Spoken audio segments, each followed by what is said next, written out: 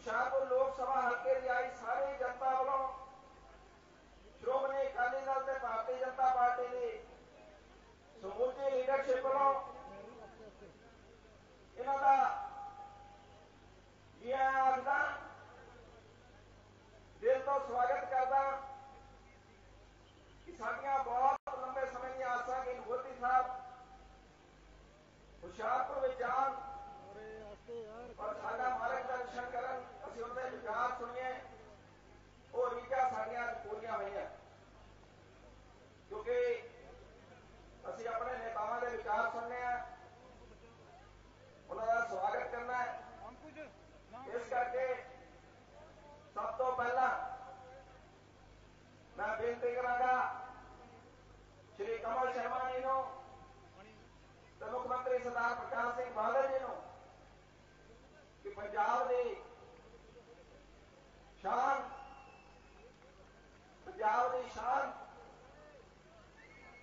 पगड़ी के नाल श्री नरेंद्र मोदी जी का मान करन। नरेंद्र मोदी, श्री नरेंद्र मोदी, सरदार प्रकाश सिंह बादल, भारतीय जनता पार्टी, भारत माता की। बेनती करांगा मानयोग मुख्यमंत्री जी नूं कि वो फुलकारी दे के मोदी साहब का मान करन। काबला जी ने सरदार प्रकाश सिंह बादल जी का फुलकारी दे के मान किया। एक हार दे नाल जिन्हें स्टेज पर सारे बैठे हैं श्रोमणी अकाली दल भाजपा की लीडरशिप सारे ही अपने मुख्य अतिथियों का असीं स्वागत करांगे।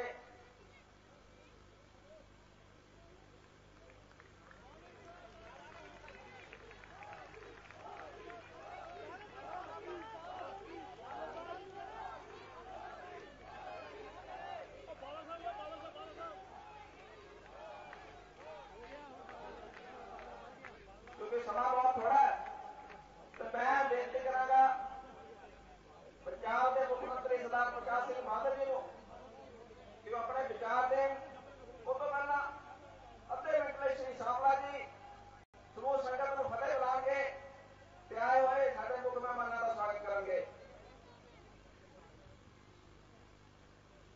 अज हुशियारपुर की धरती से पंजाब की नहीं पूरे विश्व की, हिंदुस्तान की नहीं पूरे विश्व की एक महान शख्सियत के अज इतने चरण पै रहे।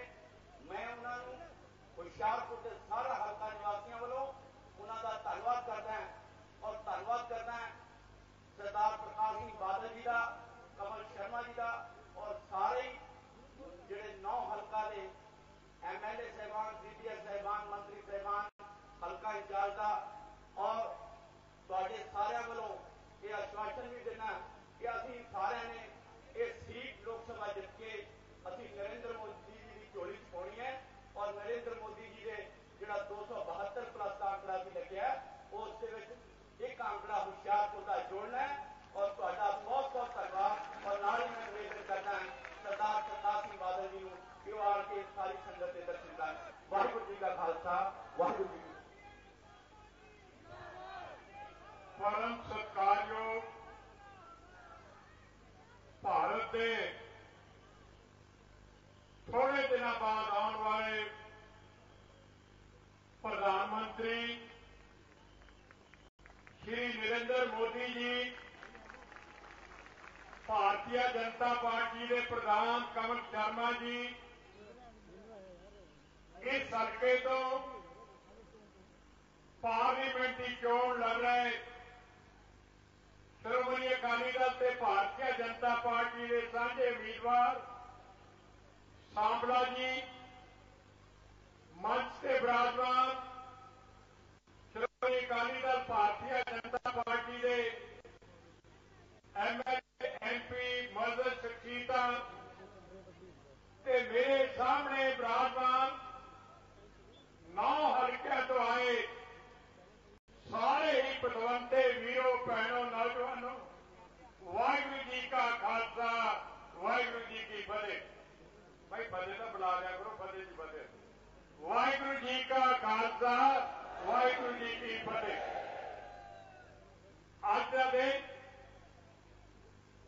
पंजाब वास्ते बहुत ही इतिहासक दिन है। अज इस पार्लीमेंट इलैक्शन के वास्ते हलारा देने वास्ते श्री नरेंद्र मोदी जी पंजाब में 5 रैलियां कर रहे। एक दूसरी रैली है और 5 का अखर जो है वो साडे वास्ते बड़ी उम्मीद रखता है। पहला तो गुरु साहबान ने 5 प्यारे बनाए, फिर साडा पंजाब जिहड़ा है ये भी पंजाब 5 दरियावां की धरती, ते मैनू भी हो गए 5वीं बार चीफ मिनिस्टर बने। इस करके कुदरत ने बड़ा मेल किया है और ये बड़े शगन वाली गल है कि मोदी जी 5 रैलियां कर रहे। मोदी जी वास्ते पंजाब कोई नवी जगह नहीं। ये जो पंजाब के ते होर गुआंढी सूबा के बीजेपी के प्रभारी सन, वो इत्थे कई साल बुला के रहे। मेरा ख्याल है कि सरदार मोहन लाल निगड़े ये ब्रिटिश पंजाब के मसले पे उहदे हाथ चंगी तरह जानते। मैं लंबा समय नहीं लेना और कुछ वैसे मोदी जी को पता है कि पंजाब वो धरती है, गुरुआं पीरां पैगंबरां की धरती है और इन्होंने अंग्रेजों को कढ़ने वास्ते बहुत बड़ा योगदान पाया। वड्डियां लहरां जिवें नामधारी लहर है, बबर लहर सी, कामाघाटा मारू लहर सी, पगड़ी संभाल जट्टा लहर सी, वो पंजाब च चलिया और साडे शहीदां दे सरताज सरदार भगत सिंह जी, सरदार उधम सिंह जी, लाला लाजपत राय वर्गिया शख्सियतां ने अपनी जाना मार के कुर्बानियां करके ये देश को आजाद कराया। उन्होंने अपनी जाना क्यों मारिया सन कि साडा देश जिन्हों किते सोने की चिड़िया कहा जाता सी, ये अंग्रेज इथों दा धन लुट के ले जाते सन ते ये जो आजाद होएगा ना इतने कोई गरीब रहेगा, ना अनपढ़ रहेगा, ना बेरोजगार रहेगा, ना इतने महंगाई होगी, ना देश की सरकारों में करप्शन होगी, ना ब्लैक मनी होगी। पर अज इन्हां सारे योद्धियां के जिहड़े सुपने सन वो चुकना चूर हो गए, उन्होंने सुपने साकार नहीं हुए। इसलिए लोड़ है आज दूजी जंगे आजादी लड़नी और इस जंगे आजादी की लड़ाई के साडे जरनैल हैं मोदी साहब, क्योंकि यही एक हिंदुस्तान शख्सियत है जिन्होंने ये सारे मसले दूर करने और हिंदुस्तान ते पंजाब नूं एक दुनिया का सब तो बड़ा मुल्क, चंगा मुल्क से पंजाब चंगा खिता बनाना। साडे नाल मोदी साहब पंजाब दे नाल बहुत बड़ा धक्का कांग्रेस दी सरकार ने किया। एक ऐसी दास्तां है कि घंटे बोलते जाओ तां भी नहीं पूरियां होईयां। सानू धार्मिक तौर पर, सियासी तौर पर, आर्थिक तौर पर हर पासे सट्टा मारिया। देखो महात्मा गांधी जी ने कहा सी कि हिंदुस्तान पिंडां च वसदा है, खेतीबाड़ी जिहड़ा धंधा है वो सारे हिंदुस्तान का मुख्य धंधा है, क्योंकि बाकी भी इंडस्ट्री भी ਉਹਦੇ ਸਿਰ ਤੇ ਚੱਲਦੀ है और होर भी ਟੈਕਸਟਾਈਲ ਮਿਲਾਂ ਜਾਂ ਹੋਰ ਚੀਜ਼ਾਂ ਵੀ ਖੇਤੀਬਾੜੀ ਦੇ ਸਿਰ ਤੇ ਚੱਲਦੀਆਂ। ਲੇਕਿਨ ਬਾਣੀ 'ਚ ਵੀ ਆਉਂਦਾ ਕਿ ਸਭ ਤੋਂ ਉੱਤਮ ਪੇਸ਼ਾ ਖੇਤੀ ਦਾ ਔਰ ਉਹਦੇ ਵਾਸਤੇ ਪੰਜਾਬ ਦੇ ਕਿਸਾਨ ਨੇ ਆਪਣਾ ਪਾਣੀ ਆਪਣੀ ਧਰਤੀ ਕਮਜ਼ੋਰ ਕਰਨ ਲਈ ਪਾਣੀ ਟਿਊਬਵੈੱਲ ਦੇ ਨਾਲ ਖਤਮ ਕਰਕੇ ਦੇਸ਼ ਨੂੰ ਅਨਾਜ ਦਿੱਤਾ ਹੈ। ਪਰ ਖੇਤੀਬਾੜੀ ਅੱਜ ਬਹੁਤ ਹੀ ਇੱਕ ਮੁਨਾਫਾ ਬਖਸ਼ ਧੰਦਾ ਨਹੀਂ ਰਿਹਾ, ਘਾਟੇ ਵਾਲਾ ਸੌਦਾ ਹੈ। ਇਸ ਲਈ ਮੈਂ ਬੇਨਤੀ ਕਰਾਂਗਾ ਸਾਰੇ ਦੇਸ਼ ਵਾਸਤੇ, ਪੰਜਾਬ ਵਾਸਤੇ ਕਿ ਮੋਦੀ ਜੀ ਤੁਹਾਨੂੰ ਤਾਂ ਕੀ ਦੱਸਣ ਦੀ ਲੋੜ ਹੈ, ਇਹੋ ਜਿਹੇ ਫੈਸਲੇ ਕਰੋ ਕਿ ਖੇਤੀਬਾੜੀ ਫਿਰ ਇੱਕ ਉੱਤਮ ਕਿੱਤਾ ਹੋ ਜਾਏ। ਕੱਲੀ ਖੇਤੀਬਾੜੀ ਨਾਲ ਤਰੱਕੀ ਨਹੀਂ ਹੋ ਸਕਦੀ, ਇੰਡਸਟਰੀ ਦੀ ਲੋੜ ਹੈ। ਸਾਡੀ ਪੰਜਾਬ ਦੀ ਇੰਡਸਟਰੀ ਪੰਜਾਬੀ ਹਿੰਦੁਸਤਾਨ ਦੀ ਕਾਂਗਰਸ ਸਰਕਾਰ ਨੇ ਸਾਨੂੰ ਸਾਰੀਆਂ ਮੁਲਕ ਸਾਡਾ ਭਰਾ ਹੈ, ਸਾਥੀ ਹੈ, ਲੇਕਿਨ ਕੁਝ ਇਲਾਕਿਆਂ ਨੂੰ ਇਹ ਜਿਹੀਆਂ ਰਹਿਤਾਂ ਦੇ ਦਿੱਤੀਆਂ ਕਿ ਸਾਡੀ ਇੰਡਸਟਰੀ ਭੱਜ ਗਈ। ਨਵੀਂ ਤਾਂ ਕੀ ਲੱਗੀ ਸੀ, ਕੋਈ ਨਵਾਂ ਪ੍ਰੋਜੈਕਟ ਹਿੰਦੁਸਤਾਨ ਦੀ ਸਰਕਾਰ ਨੇ ਸਾਨੂੰ ਨਹੀਂ ਦਿੱਤਾ। ਕੋਈ ਸਿਰਫ ਜੇ ਸਾਨੂੰ ਮਿਲਿਆ ਤਾਂ ਅਟਲ ਬਿਹਾਰੀ ਵਾਜਪਾਈ ਸਾਹਿਬ ਦੇ ਸਮੇਂ ਮਿਲਿਆ। ਵੱਡੀ ਰਿਫਾਈਨਰੀ 16,000 ਕਰੋੜ ਦੀ ਉਹ ਵੀ ਵਾਜਪਾਈ ਸਾਹਿਬ ਨੇ ਦਿੱਤੀ। ਛੋਟੇ ਹੀ ਜ਼ਿਲ੍ਹੇ 'ਚ ਰਣਜੀਤ ਸਾਗਰ ਡੈਮ ਹੈ, ਸ਼ਾਹਪੁਰ ਕੰਢੀ ਹੈ, ਬਿਜਲੀ ਬੋਰਡ ਦੇ ਬਹੁਤ ਵੱਡੇ ਨਾਰੇ ਹੈ, ਉਹ ਵੀ ਇਹਨਾਂ ਦੀ ਮਿਹਰਬਾਨੀ ਵਾਜਪਾਈ ਸਾਹਿਬ ਦੀ। ਤੇ ਸਭ ਤੋਂ ਜ਼ਿਆਦਾ ਜਿਸ ਗੱਲ ਦੇ ਪੰਜਾਬੀ ਭੁੱਖੇ ਹੁੰਦੇ ਆ ਉਹ ਹੈ ਪਿਆਰ। ਵਾਜਪਾਈ ਸਾਹਿਬ ਨੇ ਸਾਨੂੰ ਪਿਆਰ ਦਿੱਤਾ। ਜਦੋਂ ਅਸੀਂ ਖਾਲਸੇ ਦਾ 300 ਸਾਲਾ ਅਨੰਦਪੁਰ ਸਾਹਿਬ ਵਿੱਚ ਮਨਾ ਰਹੇ ਸਾਂ, ਮੈਨੂੰ ਉਹਨਾਂ ਨੇ ਬੁਲਾਇਆ ਕਿ ਬਾਦਲ ਸਾਹਿਬ ਇਹ ਬੜੇ ਚਾਅ ਮਰਾਲਾ ਨਾਲ ਮਨਾਉਣਾ, 100 ਕਰੋੜ ਰੁਪਇਆ ਉਹਨਾਂ ਨੇ ਮੈਨੂੰ ਦਿੱਤਾ। ਮੇਰਾ ਮਤਲਬ ਹੈ ਕਿ ਇੰਨੀ ਉਹਨਾਂ ਦੀ ਸ਼ਫਕਤ ਤੇ ਦੀ ਮਿਹਰਬਾਨੀ। ਅੱਜ ਦੂਜੀ ਵਾਰ ਸਾਨੂੰ ਮੋਦੀ ਜੀ ਵਰਗਾ ਇਨਸਾਨ, ਮਹਾਨ ਵਿਅਕਤੀ ਮਿਲਿਆ ਜਿਹੜਾ ਸਾਡੀਆਂ ਕਮੀਆਂ ਜੋ ਕਾਂਗਰਸ ਦੇ ਰਾਜ ਵਿੱਚ ਸਾਨੂੰ ਪੇਸ਼ ਆਈਆਂ ਦਿੱਕਤਾਂ ਉਹ ਵੀ ਦੂਰ ਕਰਨਗੇ ਤੇ ਸਾਰੇ ਹਿੰਦੁਸਤਾਨ ਵਿੱਚ ਸਭ ਤੋਂ ਵੱਧ ਪਿਆਰ ਜਿਹੜਾ ਉਹ ਸਾਨੂੰ ਮਿਲੇਗਾ। ਮੈਨੂੰ ਇਹ ਵੀ ਖੁਸ਼ੀ ਹੈ ਕਿ ਇਹਨਾਂ ਨੇ ਭਾਰਤੀ ਜਨਤਾ ਪਾਰਟੀ ਨੇ ਸਾਂਪਲਾ ਸਾਹਿਬ ਵਰਗਾ ਇੱਕ ਇੱਥੇ ਸਾਨੂੰ ਕੈਂਡੀਡੇਟ ਦਿੱਤਾ ਹੈ ਜਿਹੜੇ ਮਜ਼ਦੂਰੀ ਕਰਕੇ ਅੱਜ ਇਸ ਸਥਾਨ ਤੇ ਪਹੁੰਚੇ ਹਨ। ਨਹਾਇਤ ਹੀ ਕਾਬਲ ਸ਼ਖਸੀਅਤ ਹੈ। ਇਸ ਲਈ ਮੈਂ ਵੀ ਤੁਹਾਨੂੰ ਬੇਨਤੀ ਕਰਨ ਵਾਸਤੇ ਮੈਂ ਤਾਂ ਰੱਖ ਕੇ ਜਾਇਆ ਪਹਿਲਾਂ, ਅੱਜ ਦੁਬਾਰਾ ਬੇਨਤੀ ਕਰਦਾ ਕਿ ਸਾਂਪਲਾ ਸਾਹਿਬ ਨੂੰ ਸਭ ਤੋਂ ਵੱਡੀਆਂ ਵੋਟਾਂ ਨਾਲ ਜਿਤਾਓ। ਦੂਸਰਾ, ਜਗਰਾਉਂ ਵਿੱਚ ਵੀ ਪੰਜਾਬ ਦੇ ਲੋਕਾਂ ਵੱਲੋਂ ਦਸਤਾਰ ਭੇਟ ਕੀਤੀ ਸੀ ਮੋਦੀ ਸਾਹਿਬ ਨੂੰ ਔਰ ਉਹਨਾਂ ਨੇ ਇਹ ਫਰਮਾਇਆ ਸੀ ਕਿ ਮੈਂ ਇਸ ਦਸਤਾਰ ਦੀ ਲਾਜ ਰੱਖੂੰਗਾ। ਬਹੁਤ ਵੱਡੀ ਗੱਲ ਹੈ ਸਾਡੇ ਵਾਸਤੇ। ਦਸਤਾਰ ਜਿਹੜੀ ਹੈ ਉਹ ਇੱਕ ਸਤਿਕਾਰ ਦਾ ਬਹੁਤ ਵੱਡਾ ਚਿੰਨ੍ਹ ਹੈ ਔਰ ਇਹਦੀ ਮੋਦੀ ਸਾਹਿਬ ਨੇ ਅੱਗੇ ਵੀ ਕਿਹਾ ਤੇ ਹੁਣ ਵੀ ਮੈਨੂੰ ਪਤਾ ਹੈ ਇਹ ਦਸਤਾਰ ਮਨਮੋਹਨ ਸਿੰਘ ਦੀ ਸਰਕਾਰ ਦੇ ਵਿੱਚ ਬਹੁਤ ਜ਼ਰੂਰੀ ਹੈ। ਬਹੁਤ ਤਕਲੀਫ ਹੈ, ਮੈਂ ਉਹਨਾਂ ਜਾਣਾ ਨਹੀਂ ਚਾਹੁੰਦਾ, ਟਾਈਮ ਨਹੀਂ। ਇਸ ਲਈ ਵੀਰੋ, ਅੱਜ ਪੰਜਾਬੀਓ, ਤੁਹਾਡਾ ਵੀ ਟੈਸਟ ਹੈ। ਆਪਾਂ ਇਸ ਅੱਗੇ ਦੇਸ਼ ਨੂੰ ਆਜ਼ਾਦੀ ਵਾਸਤੇ ਐਮਰਜੈਂਸੀ ਤੇ ਹੋਰ ਮੌਕਿਆਂ ਤੇ ਆਪਾਂ ਸਭ ਤੋਂ ਅਗਵਾਈ ਦਿੱਤੀ ਹੈ।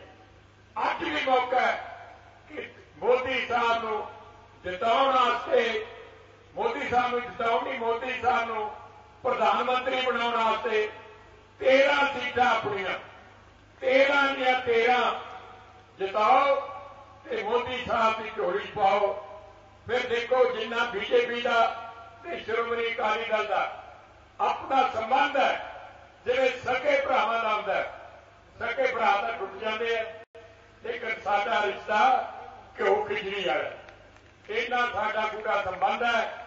ਔਰ ਫਿਰ ਜਦੋਂ ਇਹ ਮਾਣ ਮਿਲਿਆ, ਮੋਦੀ ਜੀ ਨੇ ਸਹੁੰ ਚੁੱਕੀ अपनी ड्यूटी देन लगे तो फिर पंजाब नूं खुले कप्पे मिलणगे जिन्हां दे असीं सुपने लेंदे रहे हां पर साडा सुपना नहीं पूरा होया।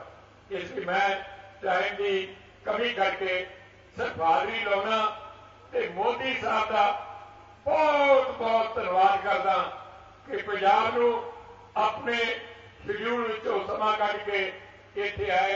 वाहिगुरू जी का खालसा वाहिगुरू जी की फतेह।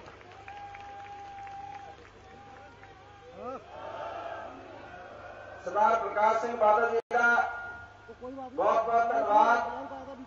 हजारों साल नरगिस अपनी बेनूरी पे रोती है, हजारों साल नरगिस अपनी बेनूरी पे रोती है। बड़ी मुश्किल से होता है चमन में दीदा हमारा साढ़े विचार में नरेंद्र मोदी जी अब की बार नरेंद्र मोदी कमल निशान।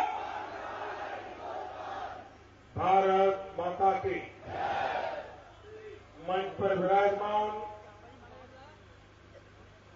हम सबके आदरणीय मार्गदर्शक श्री प्रकाश सिंह जी बादल, पंजाब भारतीय जनता पार्टी के अध्यक्ष श्री कमल शर्मा जी, शिरोमणि अकाली दल एवं भाजपा के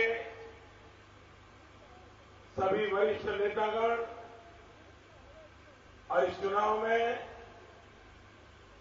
अकाली दल और भाजपा के उम्मीदवार मेरे मित्र भाई विजय जी और विशाल संख्या में पधारे हुए भारत के भाग्य विधाता मेरे भाइयों और बहनों, चुनाव हमने बहुत देखे हैं, लेकिन पहले देखते थे तो चुनाव कोई राजनीतिक दल लड़ते थे, चुनाव उम्मीदवार लड़ते थे। लेकिन मैं पहली बार देख रहा हूं कि 2014 का चुनाव न उम्मीदवार लड़ते हैं न राजनीतिक दल लड़ रहे हैं, लेकिन ये चुनाव 125 करोड़ देशवासी ये चुनाव लड़ रहे हैं। भाइयों बहनों, देश की जनता सिर्फ दिल्ली सरकार बदलने के मूड में है, इतने से अटकने वाली नहीं है। देश की जनता कांग्रेस को, यूपीए को ऐसी सजा देने के मूड में है ताकि सरकार में बैठे हुए लोग देश को इस प्रकार से लूटे नहीं, देश को इस प्रकार से बर्बाद न करे। ये मिजाज देश की जनता का। भाइयों बहनों, आप देखिए कांग्रेस पार्टी ने किस प्रकार से देश को तबाह किया, जनता जनार्दन से कैसे धोखा किया है। भाइयों बहनों, मैं पंजाब में रहा हूं, जैसा अभी बादल साहब बता रहे थे, कई वर्षों तक रहा हूं। आज मैं 15 साल हो गए गुजरात में जाके मुख्यमंत्री बन गया, लेकिन मेरे दिल में से पंजाब ने जो मुझे प्यार दिया है वो कभी जाता नहीं। पंजाब ने जो मुझे सिखाया है, बादल साहब की उंगली पकड़ करके मैं चला हूं, ये चीजें मैं कभी भूल नहीं सकता हूं। लेकिन मैं हैरान हूं, मनमोहन सिंह जी इसी शहर में नौकरी करते थे, पढ़ाते थे, लेकिन उनको कभी इस धरती का कर्ज चुकाने की इच्छा नहीं हुई। भाइयों, इससे बड़ा दुर्भाग्य क्या हो सकता है? अरे जिसका नमक खाया है उसके लिए तो कुछ कर गुजरने से जिंदगी में इतना आनंद होता है। और इसलिए भाइयों बहनों, मैं आज पूरे पंजाब को कहता हूं, मोदी वो इंसान है जिसने पंजाब का नमक खाया है भाइयों। और इसलिए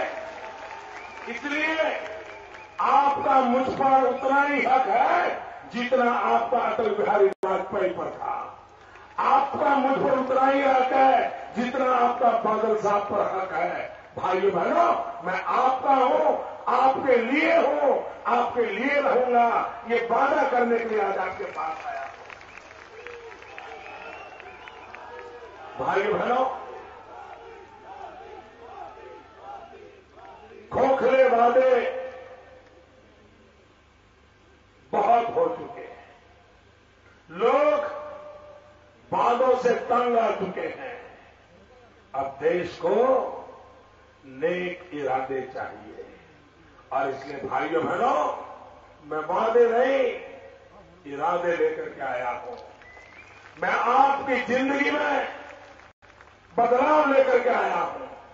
आप मुझे बताइए भाइयों, दिल्ली में 10 साल से मां बेटे की सरकार चल रही है।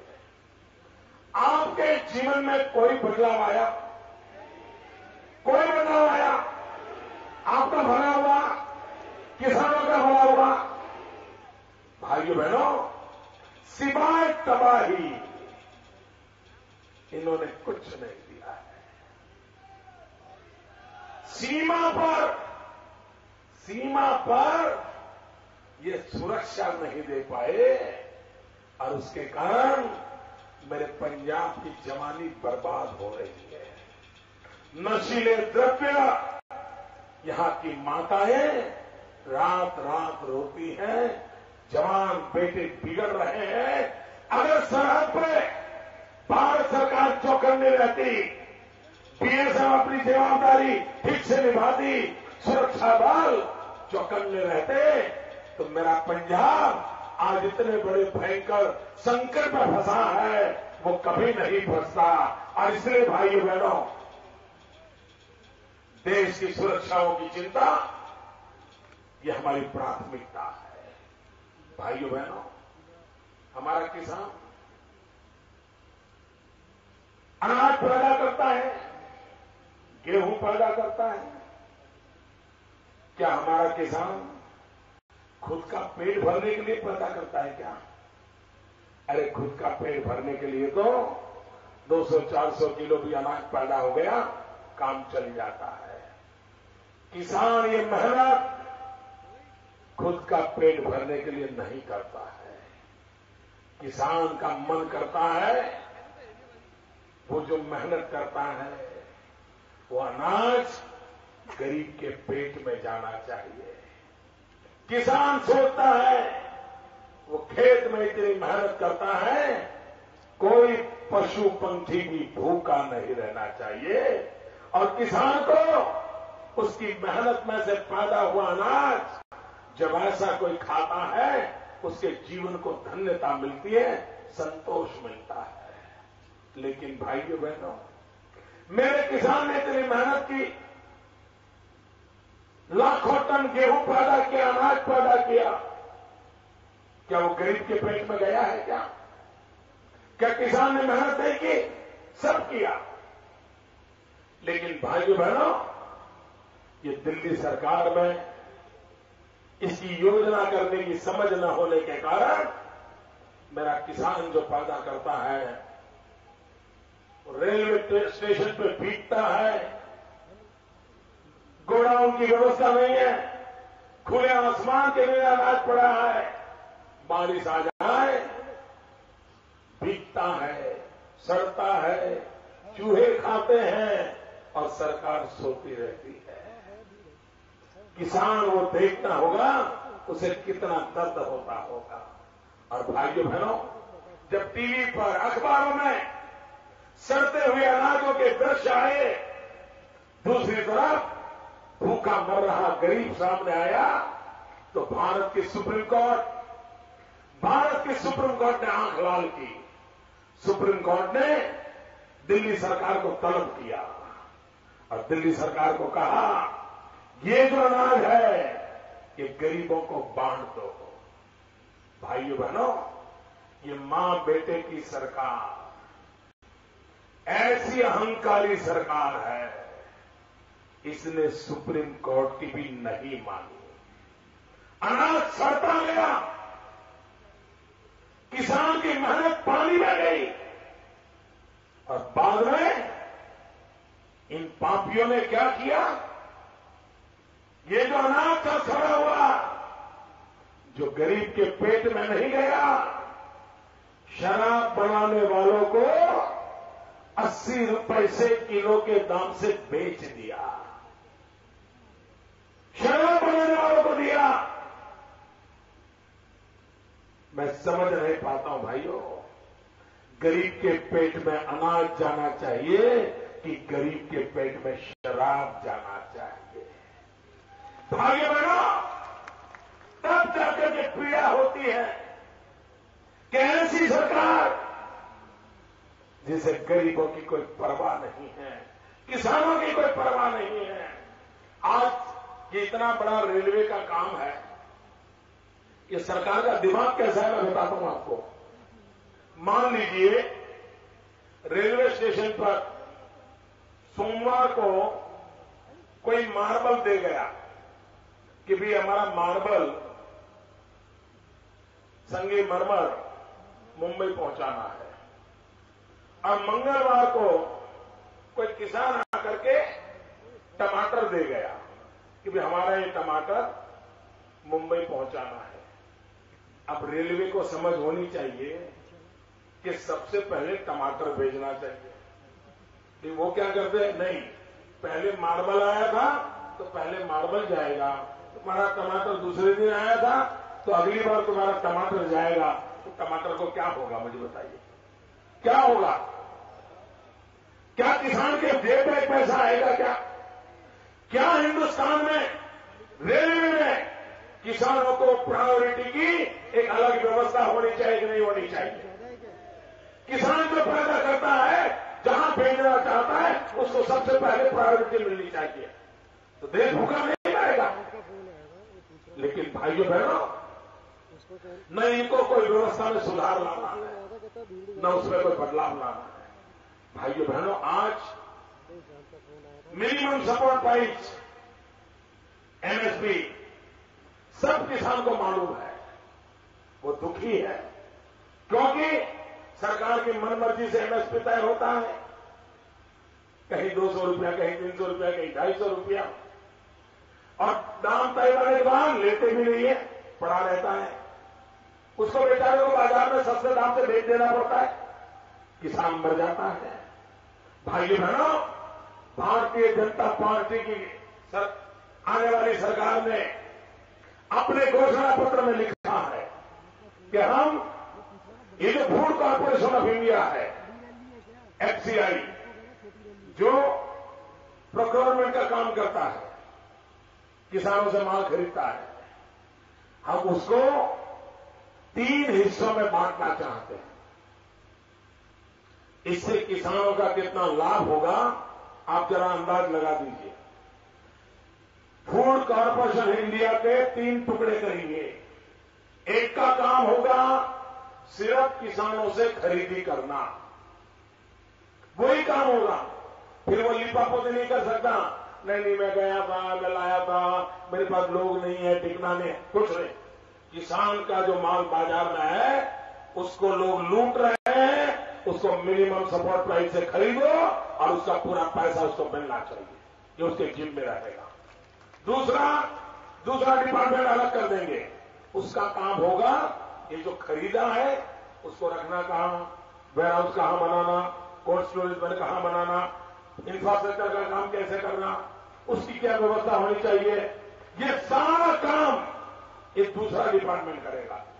और तीसरे का काम होगा ये जो डिस्ट्रीब्यूट करना है, पीडीएस को देना है, या कहीं दक्षिण भारत को कुछ पहुंचाना है, पूर्व भारत को पहुंचाना है, जहां पहुंचाना है रेलवे के साथ मिलजुल करके डिस्ट्रीब्यूट करने का काम वो करेंगे। जब तक हम वैज्ञानिक तरीके से इन चीजों में बदलाव नहीं लाएंगे, ये बर्बादी बंद होने वाली नहीं है। किसान की मेहनत पानी में जाती रहेगी। हमें किसान की मेहनत काम में आए, किसान को दाम मिले, किसान की जिंदगी बदले, इस काम को लेकर के भारतीय जनता पार्टी की सरकार आने वाले दिनों में काम करना चाहती है। भाइयों बहनों, आप मुझे बताइए, क्या आप मानते हैं कि हिंदुस्तान को लूटा गया है? मैं आपसे पूछता हूं, जवाब चाहिए। आप मानते हैं चोर लुटेरों ने इस देश को लूटा है? जवाब दीजिए। आप मानते हैं विदेशों में हमारा देश का काला धन पड़ा है? आप चाहते हैं ये विदेशों से काला धन वापस लाना चाहिए? भाइयों बहनों, मैं हैरान हूं, कांग्रेस पार्टी विदेशों से काला धन लाने में उसके पैर कांप रहे हैं। और अभी अभी तो आपके पंजाब के भूतपूर्व मुख्यमंत्री का भी कच्चा चिट्ठा बाजार में आ गया है। मुख्यमंत्री काल में क्या उनका कोई विदेशी बैंक अकाउंट था? उसमें कितने पैसे हैं? वो पैसे कहां से आए? देश को ये जानने का हक है। और कांग्रेस के भूतपूर्व मुख्यमंत्री को आज नहीं तो कल देश की जनता को हिसाब देना पड़ेगा। और मेरे भाइयों बहनों, चुनाव का नतीजा 16 मई को आएगा। ये कांप रहे, 16 के बाद क्या होगा? ये सारा कच्चा चिट्ठा खुलने वाला है। देश के लूटने वालों को देश के सामने पेश करने वाला, और पाई पाई विदेशों से वापस लानी है। भाइयों, ये देश को लूटा नहीं जा सकता। ये गरीबों की मेहनत की कमाई है। भाइयों बहनों, ये कांग्रेस के लोग, इन पर कोई भरोसा मत कीजिए। ये पहले आते हैं, हाथ जोड़ते हैं, फिर हाथ मिलाते हैं, थोड़े दिन में हाथ दिखाते हैं, थोड़ा परिचय बढ़ जाए तो हाथ आजमाते हैं, और निकटता आ गई तो हाथ की सफाई शुरू कर देते हैं। और इसलिए मेरे भाइयों बहनों, ये कांग्रेस से पहचानिए, देश को लूटा है। मां बेटे की सरकार ने देश को बर्बाद कर दिया है। उनको अपने बेटे की सलामती में इंटरेस्ट है, भारत का भला करने में इंटरेस्ट नहीं है। एक मां इतनी सत्ता उसके पास होने के बाद भी देश की चिंता नहीं की। एक ही काम किया कि 10 साल में बेटे को तैयार करके कैसे राजनीति पर बिठा दो। सारे देश को इसी के कारण तबाह कर दिया है। बेटे का भाग्य बनाने में देश के करोड़ों करोड़ों बेटों का भाग्य को बलि चढ़ा दिया है। जिस मां ने अपने बेटे के लिए हिंदुस्तान के करोड़ों बेटों को बलि चढ़ाया हो, उस मां को इस चुनाव में मां बेटे को विदाई देना हम सबका कर्तव्य है। भाइयों बहनों, ये बात निश्चित है कि दिल्ली में एनडीए भाजपा की सरकार बनने वाली है, ये पक्का है। अब तक मतदान हुआ है, उसमें साफ हो गया है। लेकिन भाइयों बहनों, थोड़े से कीचड़ में गाड़ी अगर फंसी हो तो एक ड्राइवर भी गाड़ी चालू रखते हुए नीचे आकर के धक्का मारता है तो कीचड़ से बाहर निकल जाती है। जरा ज्यादा कीचड़ में फंसी हो तो कार के सारे पैसेंजर उतर करके धक्का मारे तो गाड़ी कीचड़ से निकल जाती है। लेकिन बहुत बड़ी खाई में गाड़ी पड़ी हो तो इधर इधर के धक्के से काम नहीं चलता है। बहुत बड़ी खाई से गाड़ी निकालने के लिए बहुत बड़ी ताकत लगती है। भाइयों बहनों, ये देश की गाड़ी इतने गहरे गड्ढे में पड़ी है कि इसको निकालने के लिए देश को मजबूत सरकार की जरूरत है। ढीली ढाली सरकार से काम नहीं चलेगा, टूटी फूटी सरकार से काम नहीं चलेगा, अस्पताल में मरी पड़ी सरकार से काम नहीं चलेगा, मां बेटे के ऑक्सीजन से चलने वाली सरकार से काम नहीं चलेगा। दिल्ली में मजबूत सरकार की जरूरत है। और इसलिए भाइयों बहनों, पंजाब में अकाली दल भाजपा के सभी एमपी को विजयी बनाइए, दिल्ली में मजबूत सरकार बनाइए। और मैं आपको कहता हूं भाइयों, पंजाब का मुझ पर हक है। इस हक का जितना फायदा उठाना है, अभी से तैयारी शुरू करो, अभी से तैयारी शुरू करो। पर शर्त रहेगी, 13 के 13 एमपी भेजने पड़ेंगे। 13 के 13 एमपी भेजिए, फिर मैं हूं, आप है, और पंजाब का उज्जवल भविष्य है। बहुत बहुत धन्यवाद। भाई विजय को विजय बनाइए, इसके नाम में विजय लिखा हुआ है। कमल पे बटन दबाइए, भारतीय जनता पार्टी को विजयी बनाइए। पूरे पंजाब में अकाली दल भाजपा गठबंधन को विजयी बनाइए। भारत माता की।